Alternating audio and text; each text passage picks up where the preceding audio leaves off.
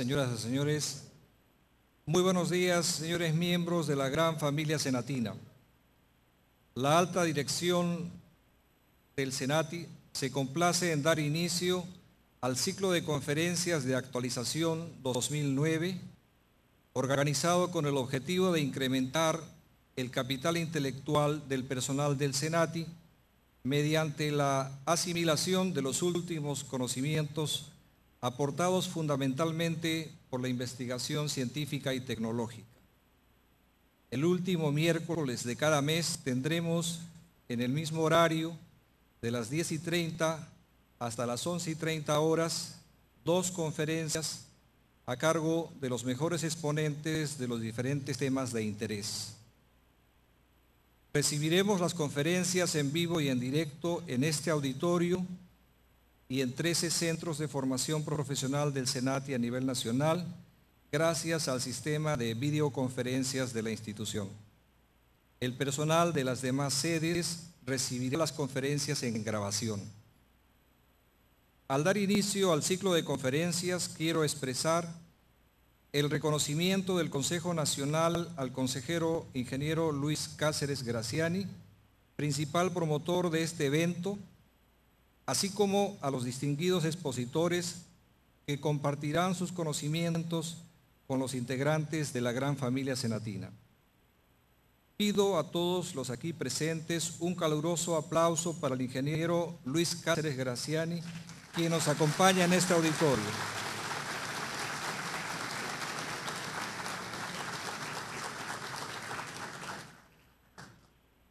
A continuación tendremos la primera conferencia titulada La tecnología y su importancia, que estará a cargo del ingeniero Carlos Morelli Zavala. El ingeniero Carlos Morelli Zavala es ingeniero industrial egresado de la Universidad Nacional de Ingeniería, con estudios en investigación de operaciones en la Universidad de Chile, posgrado en Desarrollo Industrial en el Instituto de Formación e Investigación para el Desarrollo Armonizado de Francia, posgrado en Economía del Desarrollo en la Universidad de París, posgrado en Administración del Programa de Alta Dirección en la Universidad de Piura. Ha sido gerente general por 25 años de la empresa EICA Consultores, presidente de la empresa Morelli Consulting Group, presidente de la Asociación Técnico-Científica Franco-Peruana. Para USAID dirigió misiones de cooperación en países de América Latina. Para la ONU fue jefe de misión en países africanos como Burundi, Guinea y Burkina Faso, en temas como gobernabilidad, reforzamiento institucional y planeamiento. Asimismo, ha dirigido misiones del Banco Mundial en Argentina, Nicaragua, Paraguay y Corea.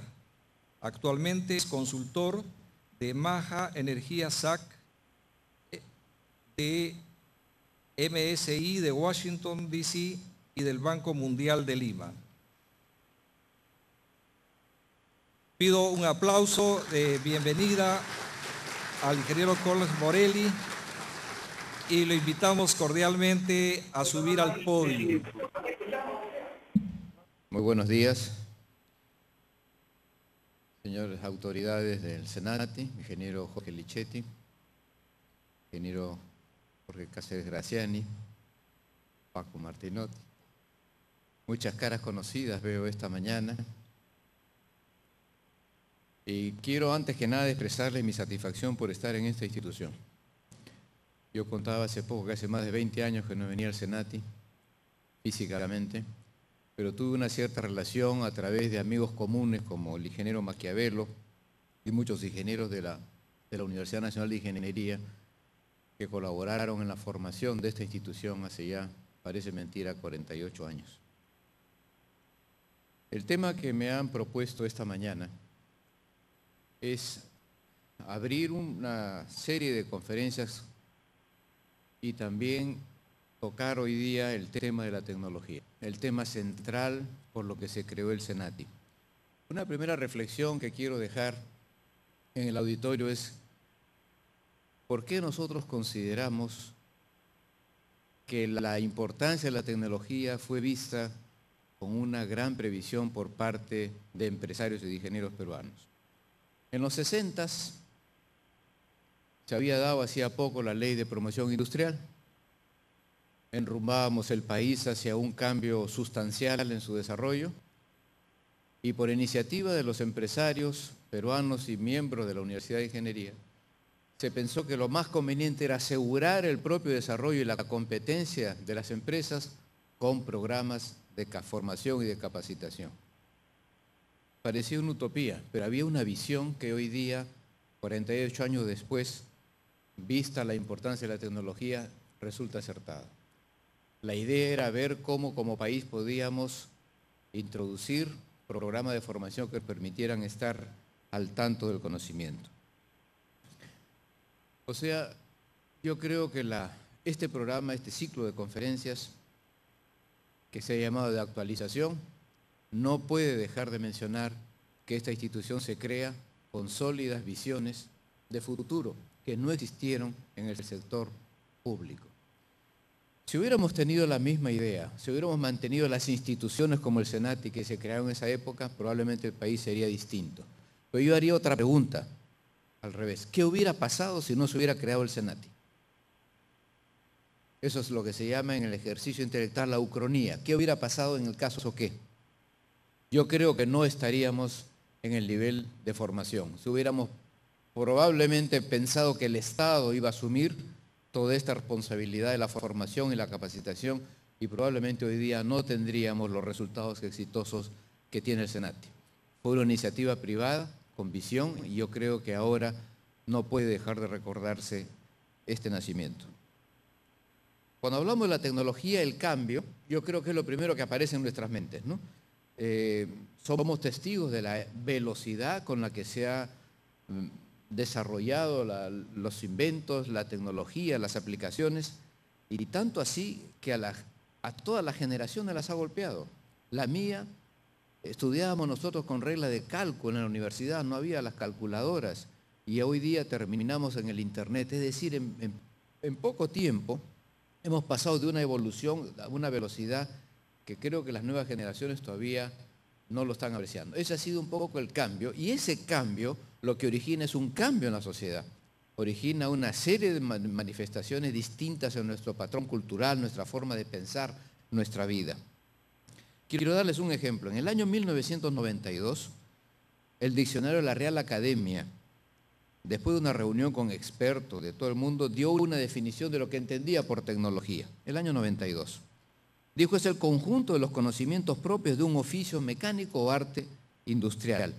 O sea, hasta ahí la definición de los intelectuales y los estudiosos era una sección incompleta, porque no se preveía que las tecnologías no solamente correspondían a oficios mecánicos o artes y oficios, como se llamaba antes, ¿no? Y además era ambigua, porque sugería una inexistente relación entre tecnología y arte. Eso fue en el año 92. A los pocos años se dan cuenta que ya era obsoleta esa definición. Y el último diccionario de la Real Academia, para el caso de tecnología, en la versión 2006, lo cambia.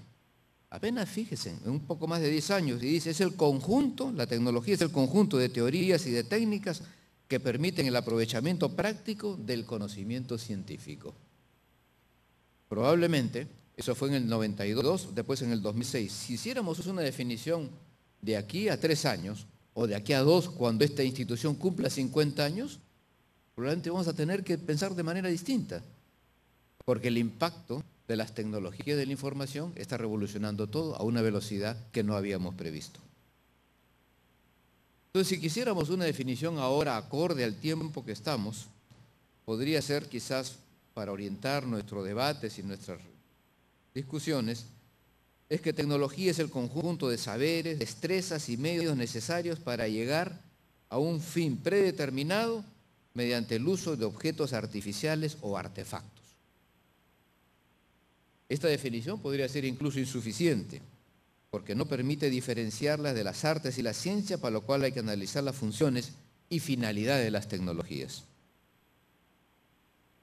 Entonces, el marco de las tecnologías en el Perú tiene otro componente. Otro componente importante que lo notamos más nosotros en la parte internacional. Hay países que no han heredado nada de tradición, no solamente arqueología, historia, cultura. Este país es un heredero importantísimo de tecnologías. El Perú es un heredero de tecnologías ancestrales de primera magnitud. Yo mucho quisiera que los cursos de tecnologías ancestrales se enseñaran en los colegios y en las universidades. Muchas veces no sabemos a dónde llegaron los antiguos peruanos en hidráulica, en el tratamiento del medio ambiente, el mejoramiento de semillas, en construcción de caminos, en puentes, en reservas alimenticias. Es decir, hubo una tecnología antigua que la hemos tenido a la mano y que fue desdeñada muchas veces. Hoy día recordamos que las tecnologías de mejoramiento de los andenes es la antigua, la tradicional, y es la que mejor funciona. Y así daría muchos casos, como por ejemplo el viejo trazo de los canales preincas.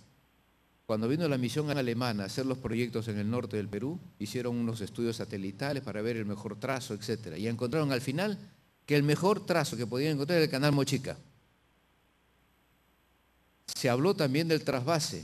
En Cajamarca, el proyecto Cumbe Mayo es un trasvase de aguas de la vertiente oriental a la occidental. Es decir, ese tipo de tecnologías es lo que hemos tenido y tenemos en el Perú y nos hace herederos de eso. Creo que la visión de crear el SENATI tuvo esta visión de futuro, pero también acompañó otras cosas que deberían incorporarse. En esa época, casi el mismo grupo crea el Centro Nacional de Incremento de la Productividad. Es decir, no podíamos subsistir en empresas competitivas si no había un mejoramiento inmediato de la productividad. Y así se entendía la productividad. Fue en los años 60. Casi 20 años después se da un decreto cerrando el CENIP porque no tenía ninguna función de ser el pensar o dedicarse a la productividad. Hoy día el ambiente intelectual, las discusiones son todas de productividad y de competitividad. Sin embargo, el Perú fue el primero que creó una institución latinoamericana para el incremento de la productividad, pero lo cerramos por esa ceguera, esas visiones a veces tan miopes que tenemos en el Perú.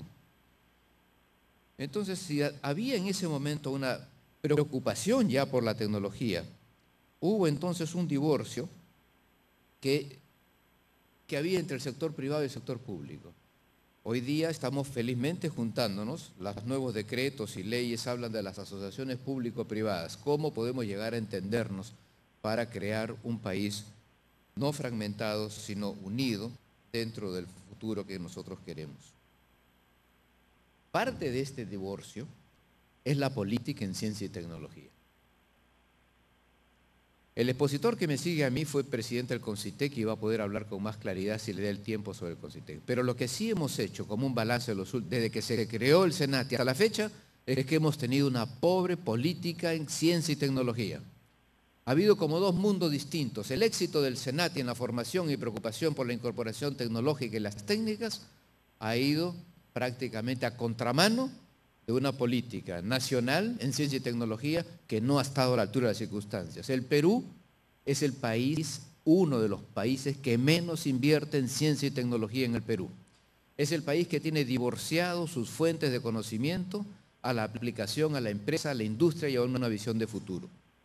Ahí hay un tema que tratar. Este éxito del SENATI, esta posibilidad que hemos tenido de crear una institución que va a cumplir 50 años entre poco, no ha ido aparejado con lo que es la preocupación fundamental. Si no nos abocamos en los próximos años a consolidar el desarrollo científico y tecnológico en el Perú, yo creo que poco es lo que vamos a poder hacer en este ritmo tan rápido de competencia que se da en todas partes. Volviendo a la tecnología en general, las tecnologías no son buenas ni malas. Creo que eso es un punto de partida para poder explicar lo que voy a hablar más tarde sobre el medio ambiente. Porque los juicios éticos no son aplicables en general a las tecnologías, sino al uso que hacemos de ellas. Un arma puede usarse para matar a una persona o apropiarse de bienes, pero también puede convertirse en la defensa ante un animal o ante una amenaza terrible. Entonces aquí surge la otra preocupación de las sociedades, que las tecnologías vienen de los procesos de ciencia y también de inventar. Hace poco, en una universidad local, unos científicos sociales se extrañaron que el Perú tenga la capacidad de emprendimiento que no tienen otros países. La pequeña empresa formada por emprendedores, creativos, innovadores y que inventan cosas. Nos viene a la memoria en este caso, el caso de Edison, ¿no?, que propició unas tecnologías importantes, pero Edison era un inventor que hacía inventos por encargo. Alguien le decía, necesitamos luz, necesitamos matar animales, necesitamos alguna cosa, y Edison creaba, inventaba cosas. Y así fue creciendo todas estas actividades que muchos países dieron origen a las tecnologías. Pero en cuanto a los hitos del desarrollo tecnológico y tratando de ampliar un poco más la pregunta fundamental de esta conferencia, que es la tecnología y su importancia, yo creo que hay muchas aplicaciones técnicas y muchos inventos que fueron fundamentales para el mundo. Hoy día me quiero referir a tres. Me quiero referir al reloj, me quiero referir a la imprenta y también al transistor. El reloj, ¿por qué? La preocupación fundamental de la humanidad desde el comienzo fue el tiempo, medir el tiempo, saber qué pasa, cómo se podía medir. Y así encontramos una evolución, hay un eje en la búsqueda de la respuesta con relación al tiempo que empieza con los relojes de agua, los relojes egipcios, antes el reloj de arena, el reloj de agua, los relojes con péndulo, hasta que aparece el reloj mecánico. O sea, aquella posibilidad que quería encontrar el hombre para traducir mecánicamente la medición del tiempo. Eso originó el diseño de equipos, de artefactos y sobre todo de elementos precisos para poder determinar el tiempo.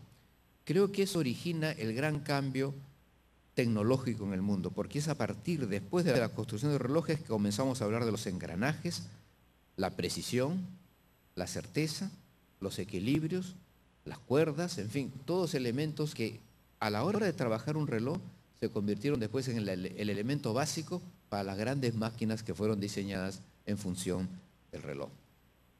El segundo tema es la imprenta.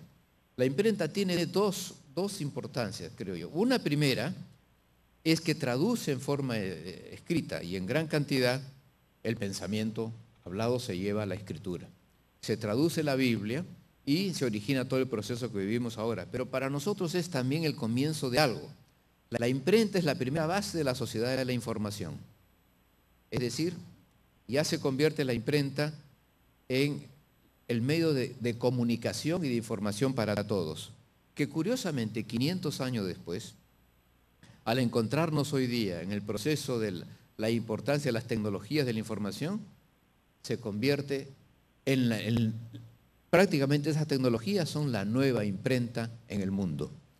Y yo diría que la imprenta es a la sociedad de la información lo que las tecnologías de la información son a la sociedad del conocimiento que vamos a entrar próximamente. Es decir, hay dos escalones muy marcados. Y el tercero es el transistor. El transistor fue la gran oportunidad, un invento de un profesor de Carlos del Río en Stanford, William Shockley, que generó toda la revolución que estamos viviendo ahora. Pero sobre esto quiero agregarle como un tip el hecho fundamental que la velocidad del conocimiento y del costo de los materiales después del transistor y vinieron los chips es de tal magnitud que les doy un dato que seguramente Carlos lo va a tratar después, ese es su tema. Se calcula que en el año 2028 un equipo electrónico que hoy día cueste $1.000 costará 1. O sea, dentro de los próximos años la velocidad del cambio electrónico va a ser de tal magnitud que la relación va a ser de 1 a 1.000 en precios. Lo que hoy día cuesta 1.000 llegará a costar 1. Este es un poco el tema para ilustrar lo que la velocidad del conocimiento y la tecnología nos va a llevar. El otro gran tema que quería adelantar sobre este tema es lo siguiente. que muchas veces, ahora criticamos que los economistas que están en boga no pueden explicar los acontecimientos que van a ocurrir y entran en contradicciones cuando quieren explicar los procesos económicos que han ocurrido después. Un pensador, Schumpeter, se estudió este tema y trató de encontrarle una racionalidad a este asunto y encontró que el único elemento que influye en los cambios en la sociedad es la tecnología. Es lo que ha hecho que los procesos económicos se adecúen a nuevas realidades. O sea, no es tanto la parte económica, las recesiones, sino es el cambio y el impacto tecnológico. Acá hay un campo todavía para estudiar aún más el hecho de que a dónde nos va a llevar estos procesos de cambio tecnológico en lo que se considera los procesos económicos actualmente. O sea, en el sentido de que si la tecnología, si bien no es un objeto específico del estudio de la economía, sí ha sido a lo largo de la historia y es actualmente parte imprescindible de los procesos económicos, es decir, de la producción e intercambio de cualquier tipo de bienes y servicios, y desde el punto de vista de los productores de bienes y servicios es el elemento fundamental. La importancia de la tecnología está en todas las partes de la actividad humana. Solo para resumir, no hay servicios donde no intervenga la tecnología y su mejoramiento. Hasta los servicios personales requieren tecnologías para su buena prestación. La ropa de trabajo, los útiles, los edificios donde se trabaja, los medios de comunicación y registro de información son productos tecnológicos. Pero donde más estamos encontrando la velocidad del cambio es en las tecnologías de las telecomunicaciones. Porque estas han experimentado enormes progresos a partir de la instalación en órbita de primeros satélites de comunicaciones, aumento de velocidad, memoria y disminución del tamaño de las computadoras, la miniaturización de circuitos electrónicos, etc. Permite un mundo en el cual las expectativas de la humanidad están forjadas. En cuanto al comercio, definitivamente, el transporte fluvial, marítimo, terrestre, aéreo, es componente fundamental. Y aquí llegamos al otro punto que es los recursos naturales. Un país como este, como el nuestro, si no tiene tecnologías adecuadas, poco podrá hacer para explotar los grandes recursos naturales que tiene. Porque la gama de tecnologías que se requiere para la infraestructura y servicios esenciales requieren una adecuación de parte nuestra para todo aquello que lo que queremos producir. Y aquí viene una pregunta fundamental. Hay amantes de la tecnología, pero hay otros que tienen sus divergencias. Consideran que la tecnología es el causante de todo el problema ambiental. Es por las aplicaciones tecnológicas que tenemos problemas en deforestación, contaminación de suelos, agua, atmósfera. Tenemos un calentamiento global también por este problema. Se ha reducido la capa de ozono por problemas tecnológicos. Las lluvias ácidas son producto de este tema. Y la extinción de especies animales y vegetales. Aparte que la desertificación por el uso de malas prácticas agrícolas y ganaderas también es por mala aplicación de la tecnología. Pero aquí surge un tema interesante. Puede ser que la tecnología no medida haya ocasionado estos temas ambientales, pero es también en la propia tecnología donde están las correcciones a realizar en la cuestión del medio ambiente especialmente. O sea, la cercanía de las tecnologías, vamos a llamarle saludables o tecnologías sostenibles para la humanidad, están también en nuestras manos. Es decir, es como si fuera un proceso de ir permanentemente corrigiendo aquello que pudiera ser en un momento inadecuado para el desarrollo de la humanidad. Es decir, con la tecnología podemos mitigar los efectos, en especial los que se producen sobre el medio ambiente. Y esto puede estar vinculado incluso a todo aquello que está vinculado, también, perdone la redundancia, a lo que es, vamos a llamar, el bienestar de la humanidad. Esta carrera loca por las tecnologías aplicadas indiscriminadamente, por el consumismo a veces excesivo que tenemos en el país, nos ha llevado a algunas reflexiones importantes. No solamente basta tener la tecnología, sino tenemos que saber cómo aplicarla y dónde aplicarla. Tratando de concluir entonces, tenemos que la importancia de la tecnología en el país está descontada. No puede hacerse ningunos planes de desarrollo o pensar en el futuro sin pensar en el desarrollo científico y tecnológico y sobre todo en la formación tecnológica y técnica de todos aquellos que vamos a entrar a esta sociedad del conocimiento. No basta el crecimiento económico de un país para pensar que ya se genera progreso. Esto es algo que tenemos que tener claro. Para los economistas, el tener un crecimiento de 6, 7, 8% ya es importante, pero eso muchas veces no genera progreso. Eso muchas veces no genera empleo. Durante años, en el régimen del presidente Fujimori, tuvimos crecimiento, pero sin generación de empleo, lo cual quiere decir que tener crecimiento no es progreso. Y tener crecimiento tampoco es tener desarrollo tecnológico, porque se puede crecer por exportación de productos naturales o materias primas, pero no por incorporación de técnicas y nuevos valores agregados a nuestros productos. Es decir, la visión del futuro de un país no solamente tiene que tener en cuenta la importancia de la tecnología, tiene que considerar que la tecnología es fundamental para ello. Luego que se cierra el Instituto Nacional de Planificación en el año 92, se ha retomado otra vez la idea del planeamiento estratégico del país. Se ha creado el CEPLAN con el objeto de tener una visión de futuro, porque este es otro de los graves problemas que tenemos en el país y que tenemos que resolver rápidamente. Es el hecho que hemos perdido lamentablemente la capacidad de pensar ordenadamente y organizadamente. No solamente desapareció el INP, sino que se ha perdido la posibilidad de tener una visión de futuro. Necesitamos un rumbo, necesitamos un destino después de un raciocinio, de un análisis conveniente del país. El CEPLAN está incorporando algunas ideas para el desarrollo regional. Todavía tengo entendido que no tiene local, ya va a tener un año de creado, pero en el poco tiempo que queda, creo yo que va a poder hacer muy poco si no recurre a instituciones como el SENATI y otras instituciones que desde la base puedan delinear el país del futuro que nosotros queremos.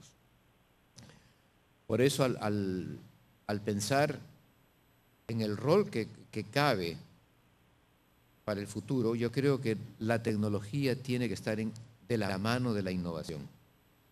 De la mano de la innovación y también llegar a respondernos las preguntas fundamentales en las cuales, por ejemplo, se encuentra esta institución.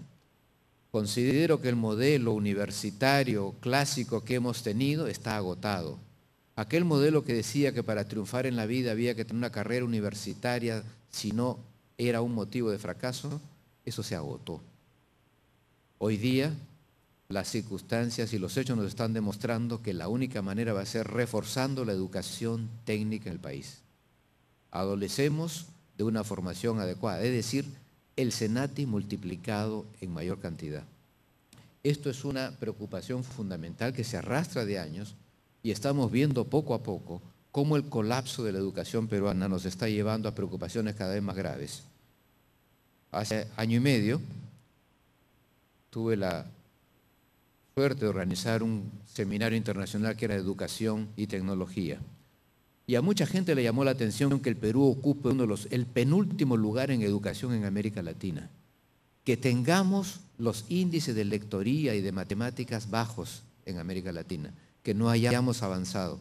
Y si esa base de la educación que tenemos en el Perú, que es la base para el conocimiento tecnológico, está mellada, está agotada y está debilitada, algo tenemos que hacer para poder pensar en una sociedad que se vuelque definitivamente a la tecnología de una manera muchísimo más organizada de lo que hemos hecho hasta ahora. Acá hay un reto que espero que se toque, me imagino yo, a lo largo de estas conferencias. Yo les agradezco su atención y les reitero mi privilegio de estar hoy día en el SENATI. Muchas gracias.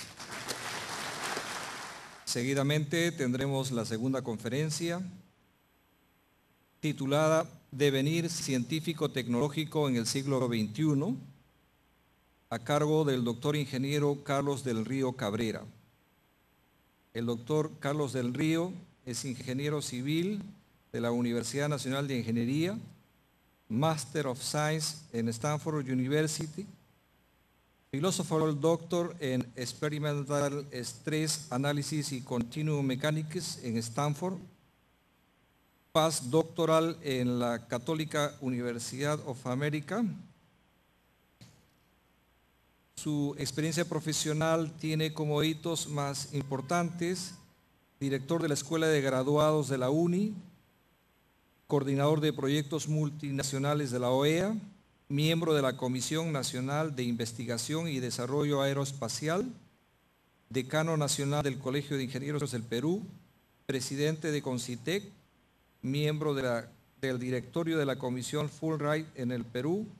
Actualmente es director del International Service and Information y presidente de la Asociación Peruana para el Desarrollo Tecnológico. Ha hecho contribuciones importantes al desarrollo científico y tecnológico, es autor de numerosos trabajos, ha sido invitado a participar como conferencista por diversas instituciones extranjeras, visitando países de América Latina, Europa y Asia, así como Estados Unidos y Canadá. Asimismo, ha sido invitado a participar en las conferencias sobre futurología por la Universidad de Stanford.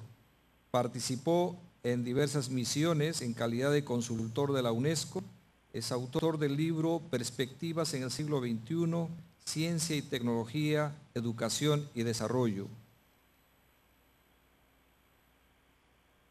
Ha sido objeto de distinciones como doctor honoris causa de las Universidades Nacional del Callao, Universidad de la Amazonía Peruana, Universidad Nacional Federico Villarreal, Universidad Inca Garcilaso de la Vega y la Pontificia Universidad Católica del Perú. Ha recibido la Gran Cruz de la Orden al Mérito en Servicios Distinguidos, Gran Oficial de la Orden Gran Cruz Peruana al Mérito Naval, Cruz Peruana al Mérito Aeronáutico en clase de Comendador por la FAB, Cruz Peruana al Mérito Militar en el grado de Comendador por el Ministerio de Defensa y Medalla al Mérito Jorge Chávez Dartnell por el Ministerio de Aeronáutica y miembro de la Orden Mariscal Andrés Cáceres. Me complace anunciar e invitar al podium al doctor Carlos del Río Cabrera. Con el aplauso de todos ustedes. Señor presidente del Consejo Nacional del Senati, señores miembros de la alta directiva, señores profesores, participantes todos de esta gran familia, de este clúster que se llama Senati, amigos todos. Es un privilegio estar aquí en el Senati, porque, como lo ha hecho mi amigo Carlos Morelli, siembra futuros con la juventud.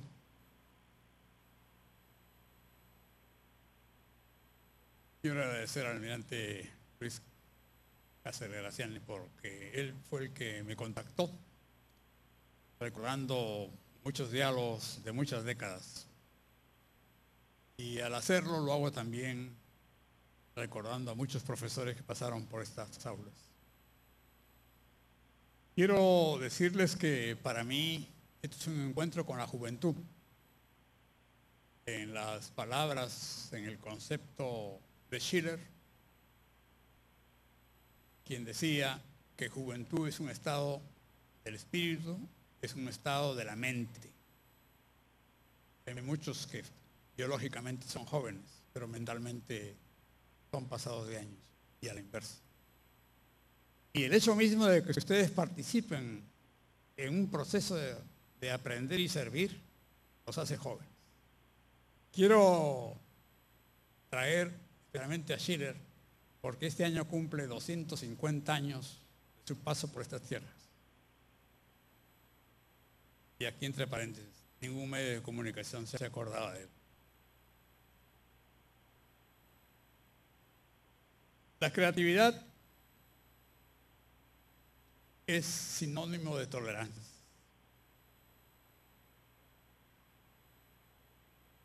Esa creatividad posibilita al ser humano aquí en la tierra, y lo digo así porque sé que hay en otros lugares,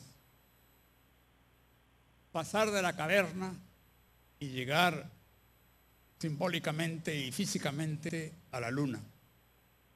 Ello implica estas variables que son la esencia: conocimiento, innovación, desarrollo científico-tecnológico, intercambio de información, comunicación, cultura.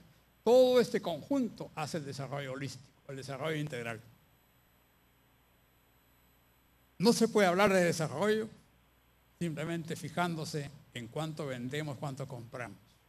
Eso es instantáneo. ¿Pero para qué todo esto? Porque hay una misión en todo ser humano.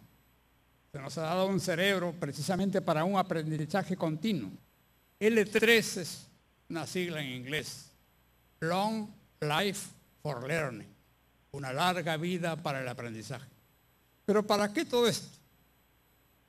¿Para qué desarrollar ciencia y tecnología? ¿Para estar en los cuadros? ¿Para ganar premio Nobel? No. Eso lo único que hace es, claro, honra a los pocos que lo tienen. Pero también, y aquí claro solamente lo menciono, es un proceso de manipulación de un poder invisible que existe.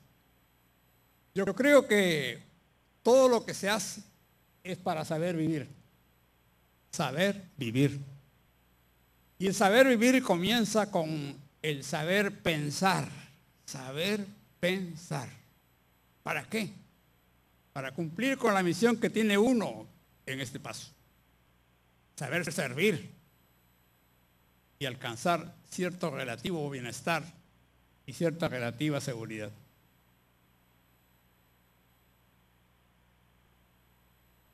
Bronowski decía, si acaso hay una diferencia en la mente entre aquel que estuvo en la caverna y el que llega a la luna, está en que este último, al contemplar la pequeñez, esa partícula en el cosmos de la Tierra, aprendió o tuvo que haber aprendido a ser tolerante. A lo largo de los tiempos se encuentra un paralelismo entre creatividad, innovación y tolerancia. Por ejemplo, los preludios y la era hitleriana originó que Albert Einstein, Wernher von Braun, von Karman, que Tenji emigraran a Estados Unidos. La teoría de la relatividad, la cohetería, las relaciones cosmológicas y la biomecánica se originaron por ese éxodo. Antes de eso, Estados Unidos era cero.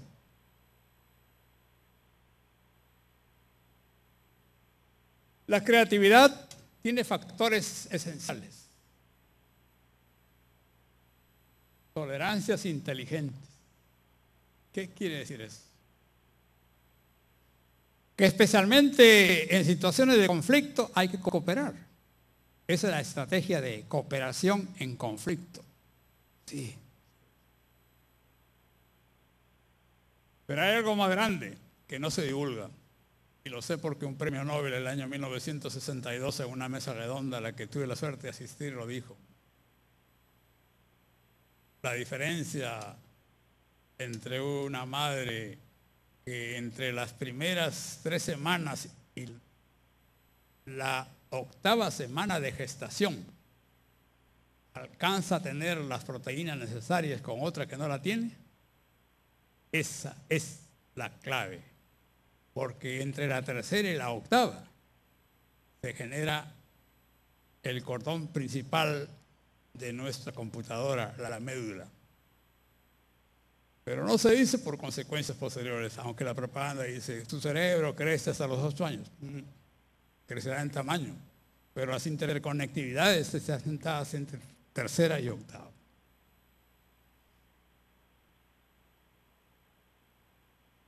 Pensar con el cerebro y dejar en paz al hígado. Esa es la clave. Yo estuve en la India y les digo con modestia, porque he aprendido a ser modesto. Yo precisamente este año cumplo 60 años. Y lo digo con emoción, que llegué a Lima solo. Y fui vendedor ambulante por 10 años. Y al llegar a la India, ya después de sacar mi doctorado, a invitación de mi compañero del cuarto, que tuve la suerte en Stanford, de la India, y 5 años dialogábamos. Yo le hablaba de los pre-incas, él le hablaba de los Vedas. Ahí aprendí que la clave de la existencia son 2 órganos, cerebro, hígado. No es corazón. El corazón es un músculo. Y genéticamente se prueba hacer un cerebro artificialmente muy complejo. Y muy cerca está la dificultad de hacer un hígado. Sí. Y todo lo depositamos en el hígado. Rencores, amarguras, toxinas, etcétera, etcétera. Y eso se vincula con el cerebro. Y nuestro cerebro abre archivos de odio, de venganza, de lamentaciones. Y así frena la creatividad. Si alguien me dice imbécil, y me lo han dicho varias veces, eso también lo aprendí a responder, le devuelvo una sonrisa. Y se insiste, me dice, ¿por qué te sonríes y te llamo imbécil? Entonces ahí ya muestra un poquito de creatividad en responder y uno dice, porque recién te das cuenta que lo soy. Después, el problema de perseguir. Y esto lo vengo diciendo de hace 40 años, por si acaso. La humanidad en general gasta más dinero en castigar, en perseguir, que en estimular y en premiar.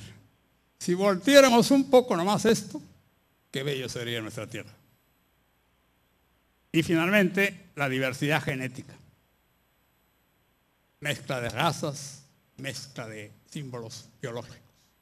Y el Perú la tiene. Y si no me creen, esto lo dijo Jacques Ruffy, ese gran científico biólogo francés que escribió la obra de la biología, la cultura. Bueno, acá lo voy a decir. Cuando se estaba por formar en la época de Velasco el CONCITEC, en esa época Consejo Nacional de Investigación, el asesor principal, el que dio las ideas matrices, fue Jacques Ruffy. Y Ruffy decía, cuando después estuve con él en Francia, me dio un libro que lo tengo en mi casa. Y lo tiene escrito. Dice, donde hay diversidad biológica hay riqueza. Y el Perú la tiene. Pero, hay que pensar con el cerebro. Eso es lo único que nos queda.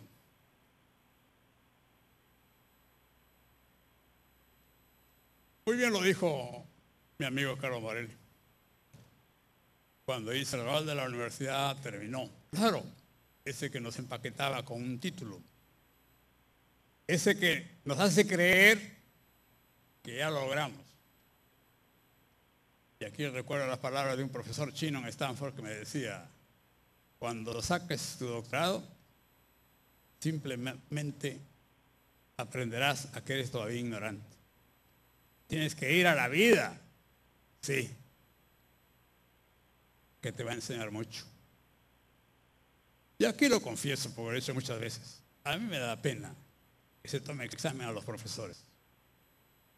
Profesor no es el que me va a hacer repetir lo que por computadora lo conozco al instante. No. Es aquel, como decía Goethe, que con un diálogo, con un gesto, me cambia el rumbo de la vida. Por eso Confucio decía, educar es dialogar. Tanto el profesor y el alumno aprenden. Eso es. Lo otro es encasillarse. El que con un café después de la clase y me había botado del aula por hacer demasiadas preguntas y me dijo, sabes, por mantener la disciplina entre comillas te he botado, pero sigue así, sé tú mismo. Entonces, allí está la clave del buen profesor, que entra a la mente del estudiante. El concepto de la creatividad implica que se puede hacer de todo en paralelo. Y la época que se vive lo permite. Créame, usted entra, bueno, yo tengo una mafia de Stanford, son 100,000 PhDs en todo el mundo. Alguien da una idea, el otro la comenta y después de 3 meses le dice, tenía razón Carlos, esa era la solución. Y resulta que el tema era de psicología. Ni sabe si soy psicólogo. O el otro puede ser economía. Claro. Y no preguntan quién eres, entras y dialogas. Y el cerebro muestra que tiene 1,000,000 de veces más capacidad que la que nos da una sola dirección. Y es evolutiva.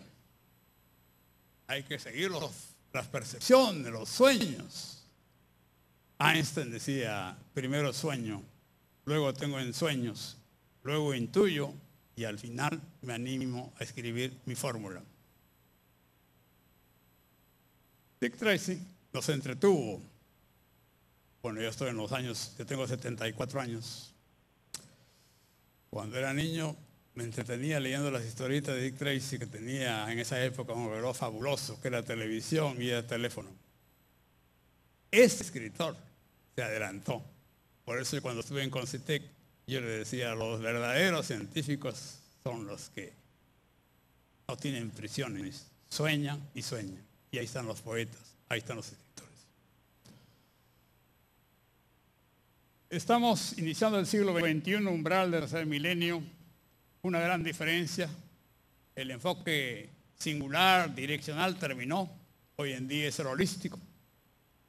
Al fin se acaba el reduccionismo, que parte de hipótesis, claro. Y una vez que el establishment, ese mundo invisible, las aprueba, desecha el resto. Hasta que 50 años después se da cuenta que mejor es incorporar otra partícula, cambia la física que decía que el neutrino no tenía masa y ahora la tiene. ¿Por qué? Porque ya da dividendos. Se ingresa al modelaje integral, holístico. Adiós a las organizaciones piramidales. Sí, yo hace poco he hecho una consultoría y despacho, como le decía a Carlos en la mañana, es el café Haití, ahí atiendo. Recibo la información, la proceso, vuelvo al café y le doy una memoria. Aquí está tu grabado. Y cuando me dice cuánto es, nada por el momento. Cuando le saques provecho me das un premio proporcional a tu diligencia. De esa manera, como nadie quiere ser muy... Bueno, reglas generales.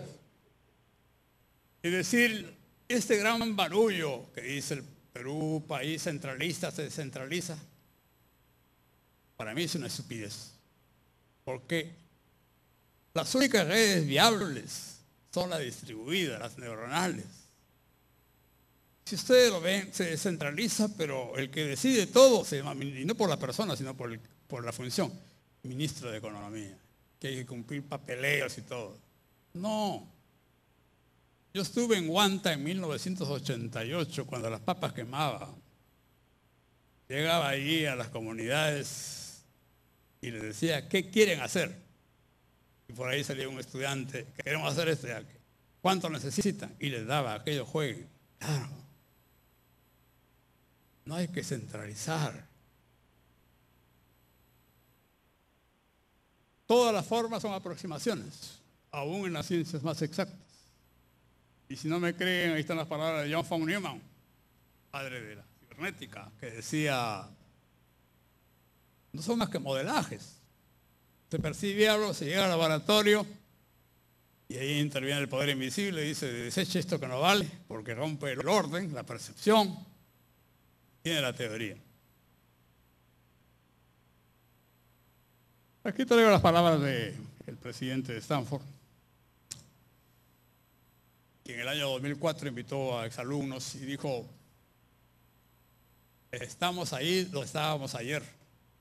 Es decir, yo era ingeniero civil y al comienzo tenía la visión de sacar una maestría en estructuras. Y el profesor húngaro, ese padre de la biomecánica que estaba en Stanford porque había salido de la invasión soviética de Hungría y de los también nazistas. Me dijo, pero tú querrás hacer algo diferente. Sí, me gustaría cohetería. Muy bien. Y me llevaron a estudiar un poco de óptica, un poco de tensores. Me recondicionaron mi cerebro en 3 meses. Claro, sabía que amanecerse hasta las 2 de la mañana. Al siguiente ciclo estaba listo para hacer algo que no tenía nada que ver con lo que había estudiado acá. Y eso es lo que hace ahora de manera general Stanford. Junta cerebros de todo lo que quieran hacer de su vida, disciplinas. Haga lo que quiera. Al profesor enseña lo que quiera, como quiera y donde quiera. Ese es el lema. Una vez nos llevaron al estadio de béisbol. Estaba diciendo, ¿cómo pierdo mi tiempo? ¿No? 1962, hombres voladores aparecieron. ¿Sí? Voladores. Llegaron, hicieron un saludo y se fueron. Y una voz decía, todos ustedes son candidatos a doctorados de Estados Unidos y les hemos dado un proyecto muy avanzado que será para el futuro, pero ya es presente para el mundo invisible. Los que estén interesados nos escriben. Era una manera de seleccionar a los futuros astronautas o como quieran llamarse. Sí, el rol de la universidad es hacer futuros. Si bien puede distraer algo para los intereses empresariales del momento, y hay que entender que el empresario tiene que satisfacer a sus socios, máximo 5 años, 10 años, la universidad debe soñar también, 50, 100 años. Aquí traigo una imagen, que eso es la nueva enseñanza a los estudiantes, a los escolares. Entonces ya no es una disciplina.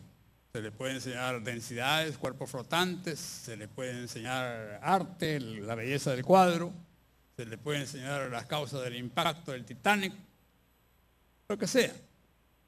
Pero también se puede hacer una figura de lo que es el poder mundial. Hay un poder visible, que lo vemos allí, pero hay un gran invisible, que es el que juega póker en Dubái, juega póker en Hong Kong, y produce los colapsos como el que acabamos de ver, el económico. Son las redes neuronales las que permiten fomentar creatividades, sin ataduras, sin demasiadas normas y reglamentos. Hay que tener suficiente calma para entrar en el mundo de las complejidades. Los procesos caóticos significa eso. Complejidad y la incertidumbre. ¿Por qué? Porque la incertidumbre es una función del desarrollo científico-tecnológico. Eso es cierto. Aquí le doy un poco de información que la aprendí en 1965. Todos decimos la Tierra rota alrededor del Sol, es una elipse. Eso es estupidez. Porque eso sería si el Sol no se mueve. Entonces, el ejercicio mental es este. Vayan a Andrómeda, la galaxia madre de la nuestra. Y de ahí verán que la galaxia nuestra Vía Láctea es como un platillo volador que anda girando así. Gira, gira, gira, gira. Y el Sol gira sobre el centro de la galaxia. ¿Y a qué velocidad lo hace? A 900.000 kilómetros por hora. O sea que si esta charla pobre que estoy dando demora 30 minutos, por lo menos hemos viajado juntos 450.000 kilómetros en el espacio. Entonces, si en un año da una vuelta, y dicen ese elipse, pero el Sol ya se disparó, entonces es más bien como una helicoide. Eso tampoco es verdad, porque eso se supone que la galaxia está inmovible y el universo se expande. Es complicado, es complejidad. Bueno, por lo menos saben que pueden vivir o haber viajado 700.000 millones de kilómetros. Hay contaminación, por supuesto que la hay. hay una más grande que no se dice, el mundo invisible lo conoce. 20.000, escuchen bien, toneladas de material radioactivo sepultado en los fondos de los océanos desde 1945. Radiaciones que en promedio desaparecerán en un tiempo de 15.000 a 25.000 años. Pero no se dice. Pero hay algo más grande. Que el Sol, al viajar, no viaja en un medio vacío. El 80% del universo no es visible, es la materia oscura. Entonces les traigo un ejemplo nomás de lo que está pasando. Es esto. Pero si lo buscan va a decir, esa materia oscura está afectando a un planeta que no es la Tierra. Bueno, hay que ponerse el dedo nomás. Lo que quiere decir es que hay factores políticos, entre ellos detener el crecimiento de la India y de la China, que hacen que se broten los huevos. Ya lo dije, el neutrino tiene energía, tiene masa, y es evolutivo. Sí, mis amigos. Puede atravesar la Tierra. Y en este ambiente, como en cualquier otro, en media hora pasan 1.000.000 de neutrinos. Dejan energía de uno a otro. O sea, todos salimos, entre comillas, contaminados. Sí. Y de ahí viene esa expresión del norte, de donde yo soy de Chiclayo, donde si creemos en las brujerías, esas cosas, cuando dicen no entres a ese ambiente que es pesado. Los neutrinos lo demuestran, que hay sitios energéticamente, si uno entra a un medio donde los asistentes son pesimistas, sale afectado. Pero yo al contrario veo acá energías muy buenas. Los felicito.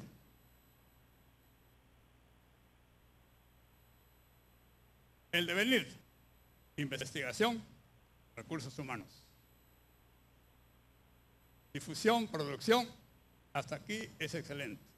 Pero hay ese poder invisible que dice, no, mejor congelamos este proyecto porque no es bueno desde el punto de vista económico. Ejemplo, en 1990 una bióloga en Stanford descubrió la manera que cada semilla lleve o genere su propio fósforo, potasio y nitrógeno. Lo congelaron, porque eso se trae abajo toda la industria de los fertilizantes, pesticidas, etcétera, etcétera. Y además hay la apropiación. Esto no es nuevo. Yo le he dado en el ejército muchas veces charlas, hace 20 años, hace 10 años. En esa época había 8.000 satélites solo dedicados a captar información. Ahora hay más. Por eso a mí me parece hasta una burla cuando dicen el chuponeo. Pues, es tosco, porque lo otro es un poco más sofisticado, digamos. Sí, la era del conocimiento, información, investigación, aprendizajes de por vida, conocimiento, información y desarrollo integral. ¿Para qué? Para alcanzar un cierto bienestar y una seguridad, generándose las nuevas tecnologías correspondientes. Tecnología de información, tecnología de conocimiento. Y aquí quiero tocar un punto, que lo venía conversando con mi amigo Carlos en la movilidad. Nuestras organizaciones están petrificadas, todas. Corresponden a hace 100 años, o más con la revolución industrial. Es como si nada hubiera pasado. Modestamente, he dirigido tesis, soy consultor de tesis de cientos de alumnos extranjeros en diferentes sitios que entran por computadora. Y la anécdota es que hace unos años un joven peruano fue a buscarme, me dice, ¿puede asesorarme? Encantado. Al poco rato me llega una carta del decano, me dice, usted dejó de ser profesor en esta universidad. No puede dirigir la tesis. Es que estamos todavía con una mentalidad de la época de la caverna. Es como si nada hubiera pasado.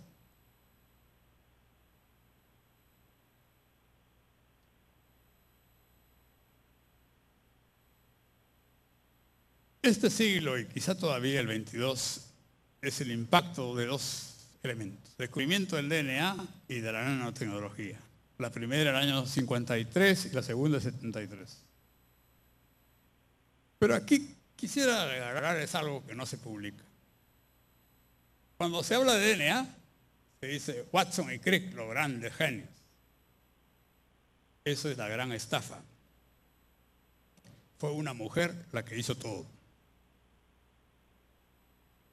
Sí. Ella obtuvo electrónicamente la primera foto, la primera imagen de la doble hélice. Lo que pasa era que era alumna de Watson en otra tesis, en otro tema. Y cuando le muestra a Watson le dicen, dedícate a lo tuyo. Y con esa foto busca a Crick y arman todo el show. ¿Por qué es bien difícil que a uno le crea? Le doy como referencia, entren a internet y busquen esta obra. Pero,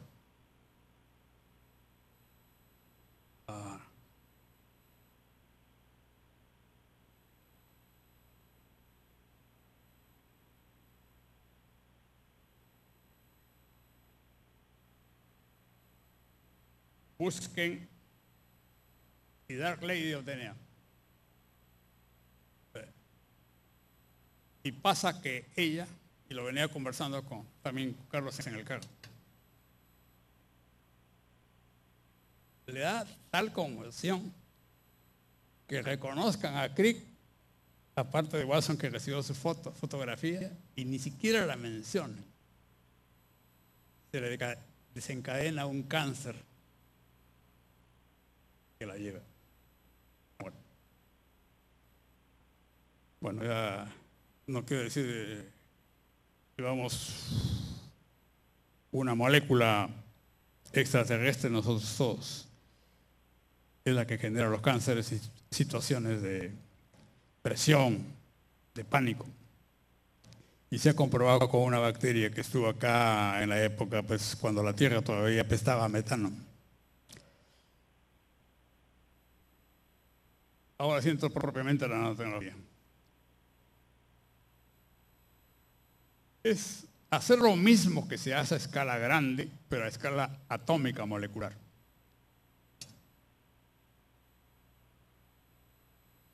La referencia la podemos encontrar, por ejemplo, en el cabello humano.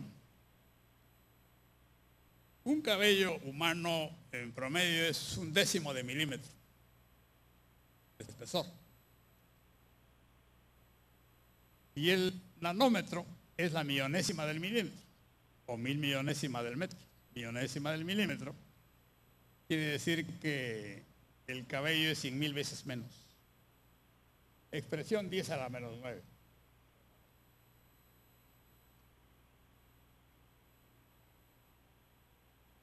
Con la nanotecnología, a partir de 1973, el primer trabajo se hizo en Japón. Se genera su aplicación en biología molecular, en química de polímeros, física cuántica, sistemas, etc.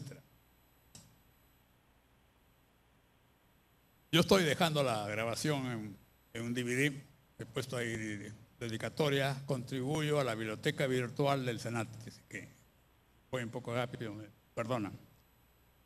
Nanocomputadoras, nanobiotecnología, computadoras biológicas, nanomedicina, aplicación de todo esto en el campo de la medicina, la biología,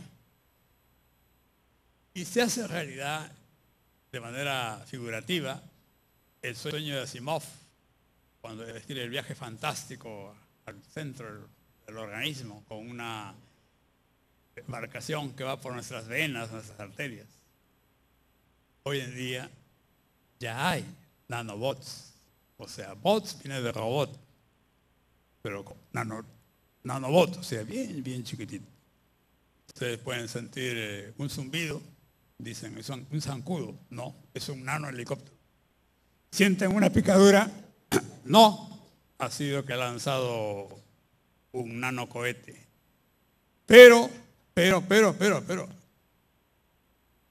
tiene una carga que comienza a modificar sus genes. Mis amigos, esto no es cuento. Cuando salió un cierto preso después de 30 años de pagar su condena, alguien le dice, pórtate bien, le dicen así. Le inyectaron eso. Y un país que, porque hubo oposición, excepto un grupo de empresarios en Ita, San José dos Campos, en Brasil, adquirió la tecnología. Y ahí tienen ustedes un presidente que no fue a la universidad, pero tiene mucho cerebro.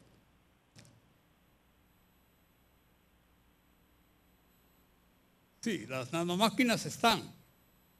Vinieron de otros espacios-tiempos y esos han ido modificando. La Tierra ha tenido impactos, se han encontrado en el Egeo huellas de explosiones nucleares de hace muchísimo tiempo, en el Sahara, etcétera, etcétera. La historia se ha repetido. Y surge la nanobiotecnología. Es simplemente tomar el conocimiento que está en los seres vivos, está en la planta, en el animal, en el ser humano, y lo imita eso. Genera investigaciones, se reproduce, manipula, etc. Y luego viene la réplica. Esa que ya se está dando, crear nuevas formas de vida. En 1994 se estableció la primera nanocomputadora biológica con 28 gramos de DNA y el resultado fue un monstruo, equivalente a todas las computadoras más grandes de su tiempo en memoria. Pregunta que se le hicieron: ¿por qué con 28 gramos de DNA sale un monstruo pensante y el ser humano con más de 1,5 kg comete estupidez? Tenemos un mundo virtual, inteligencia, DNA, transgenesis, o sea, cuando se pasa de una especie a otra, eugenesis para uno mismo, ingeniería de tejidos, la superconductividad, o sea, el paso de electrones sin fricción, biónica y nanobiónica. Ya llevamos más de 3,5 décadas. Son 36 años exactamente de nanotecnología, ya hay invisibilidad, computadora biológica, etcétera, etcétera. Teletransporte ya se ha efectuado con nanomáquinas. Hay los nanobiobots, robots que ya parecen androides pero pequeños, epigenesis, biología sintética. Sí. El genoma que el mundo invisible impacta queda chiquito con lo que está haciéndose después. ¿Por qué? Porque de definición del DNA se dice está en el núcleo de una célula. ¿Verdad y falso? La verdad ya se conocen todos seres vivos. Pero resulta que bacterias unicelulares que no tienen núcleo. Entonces, oh sorpresa, estaba afuera. Epigenoma. Y de ahí inclusive viene algo más grande que tampoco se revela. Los neutrinos que llevamos cuando damos la mano es un intercambio constante. Por eso yo digo, únanse siempre con gente inteligente, pensando, y van a hacer intercambio bueno. Y de ahí viene la biología sintética. Ya es software el DNA, se entra a la vida sintética. Stanford tiene un programa que se llama GRAIN,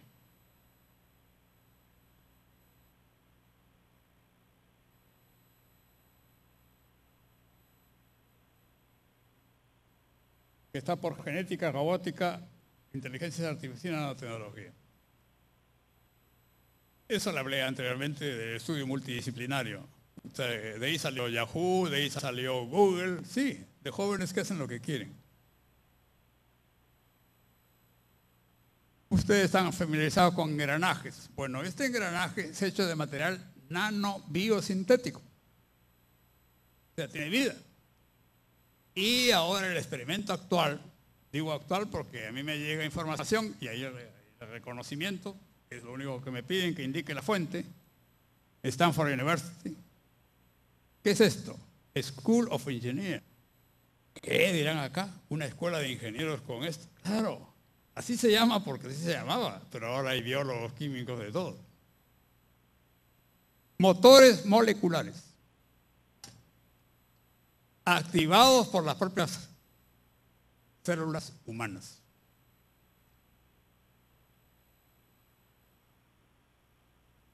Definición de biónica.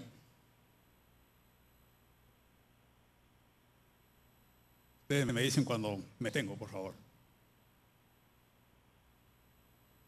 5 minutos ya.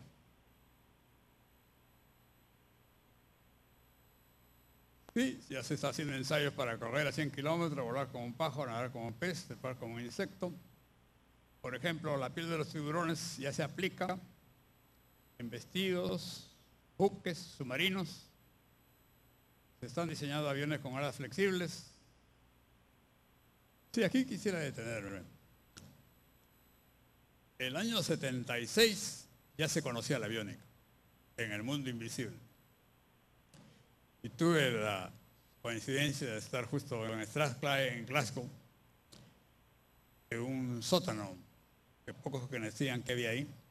Y ahí estaba el padre de la aviónica, que es el emérito profesor Robert Kennedy, Kennedy con I latina, un húngaro. La reina Isabel acaba de hacerlo caballero. Y tuve la suerte de traerlo al Perú, porque me pidieron un servicio.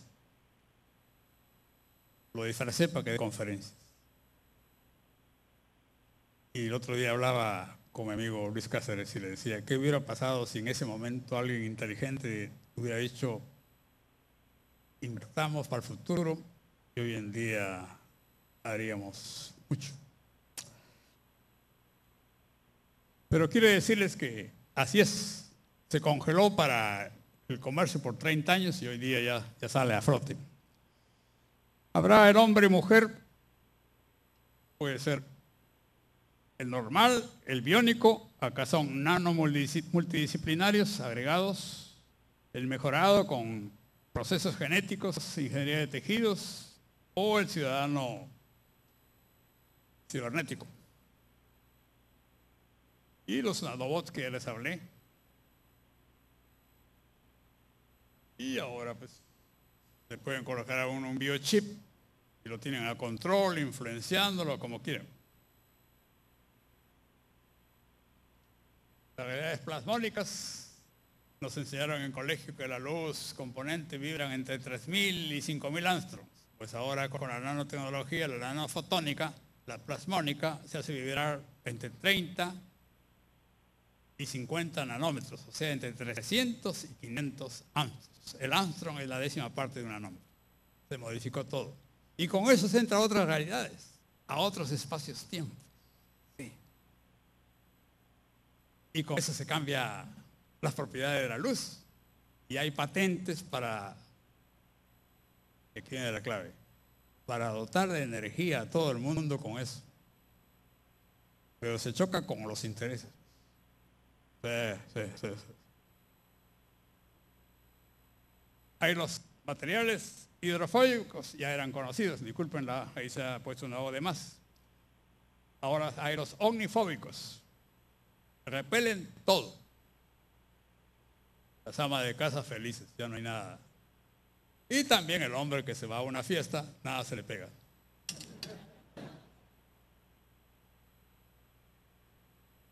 Nanomateriales que pueden aumentar miles de veces las resistencias, hasta 18.000 grados centígrados.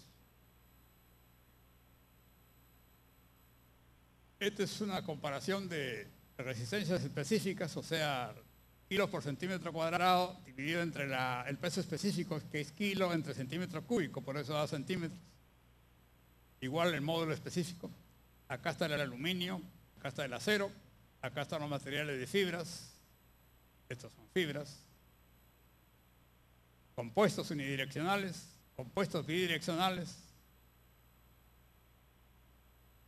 y acá está fuera del cuadro, nanomateriales inteligentes. Se podrá ir a más de 2000 metros. Vivir en las nubes será una realidad. Teóricamente se podría hacer un puente que cubra los 6 kilómetros del estrecho de Bering sin necesidad de ningún apoyo. Por la flecha sería solamente de escasos centímetros. O se podría uno lanzar un huevo uno mismo de 21 metros. Es el experimento que han hecho. No le pasa nada. Hay un material nanotecnológico, nanogel, que absorbe energías. Y eso sería bueno para procesos constructivos. Ya no hay necesidad de asegurarse nada. Cae, es un experimento. Con el tiempo se tendrá la economía basada en la nanotecnología. ¿Qué quiere decir? Menos materiales por producto, menos energía por producto, menos todo, pero más talento colocado en el avance tecnológico. Autopistas que dialogan, herramientas, paneles. Esto se llama espacio-tiempo sensorial. Sensoriales para espacios-tiempos. Sensores. Los bionanosensores, la tarjeta secretaria, eso ya lo han visto el día que eligieron a Obama, no sé si dieron cuenta, solo lo mostraron una vez. Un periodista que estaba en Washington de repente apareció en Atlanta y apareció en Nueva York. Y era su holografía, no era físicamente él. Fotónica, se tendrá televisión sin televisor, patente alemana de 1996, congelada porque afecta pues todos los intereses. Por eso se dicen, le hacen el cuenta a uno, se achica el espesor, se achica el espesor. Pero para que lleguen a la nanométrica va a pasar mucho tiempo. Pinturas paramagnéticas cambian el color. Y ese material inteligente se puede colocar con un biochip. Y entonces se tiene esto, que mi estado de ánimo refleja el color del ambiente. O si quiero me pongo más bien que yo soy el que dirijo, el que controlo. Y digo, hoy día viene gente seria, me pongo académico, muy bonito. O si viene esto es para una fiesta, cambia el ambiente. Ya es posible la invisibilidad, ya hay patentes. Y se juega con lo que se llama el índice de refracción. Todos sabemos que el índice de refracción se toma como comparación el agua, que es 1. El diamante tiene 2.4, por ejemplo, y ahora se trabaja con menos de 1. Entonces, la sensación que tiene es que ese material que es transparente, que es hecho de esto, hace desaparecer lo que está dentro. Eso es invisibilidad. Sí, esto sí estudié. El profesor de la China que me enseñó me dijo en Stanford, esto es para el futuro. Y efectivamente, a veces entro a internet, colaboro con modelajes, en la que uno toma efectos como el térmico, y es eléctrico, pero eléctrico. Para darles una comparación, el que estudia esfuerzos se queda acá nomás. No le interesa esto, pero en nanotecnología hay que hacer incorporar todo es la misma cosa. Los factores, la pirámide medio continuo y el trabajo de tensores. Se llegan a generar hasta más de 700 características por cada punto nanométrico. Como referencia, en cualquier campo de la ingeniería solo hay 2 parámetros, 2 variables. No me refiero a los espacios, no, sino por ejemplo al módulo de elasticidad, coeficiente de Poisson, conductividad, etc. Acá se habla de mucha más complejidad. Realidades virtuales en todos campos, se puede vivir en diferentes sitios. Y esto es importante. La era digital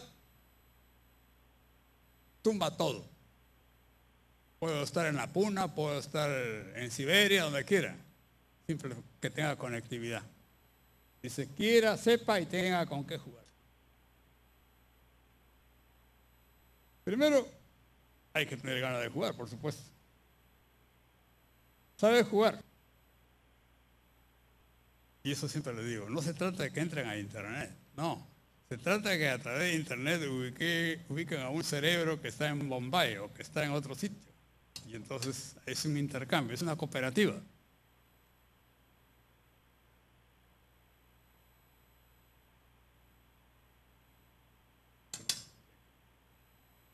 Evolución del LAN-BAN al... El BAN es usar células del cuerpo humano, Body Area Network, un chip, todos estamos interconectados, y el MAN que se está trabajando es conexión mental, natural o artificial. El maletín, ese es el súper secreto, puede acondicionarse de cualquier forma, automóvil, avión o lo que sea. Finalmente, se pasará de nanotecnologías a las picotecnologías. La palabra pico es 10 a la menos 12, nano es 10 a la menos 9, y algún día en el tercer milenio al femto, que es 10 a la menos 15, a la datotecnología. Es decir, vamos al futuro que fue ayer. ¿Por qué digo eso? Porque el año 69 cae un meteorito soviético, que los americanos se llevaron su parte y ahora ya dicen la verdad. Encontrar algo extraordinario. Material orgánico, no biológico. Sintético, hecho en laboratorio, que resistió 18.000 grados centígrados. Y eso es lo que se quiere hacer hoy en día. Antigüedad de ese meteorito, 1.000.000 de años. Futuro que fue ayer, y me quedo con Nietzsche, que el conocimiento tiene 1000 caminos. La escuela, la universidad, solo da un camino. El resto hay que buscarlo, con esfuerzo, con tolerancia, con paciencia. Felicidades a todos. Que gocen de la paz mental, interacción cósmica. Jorge Castro.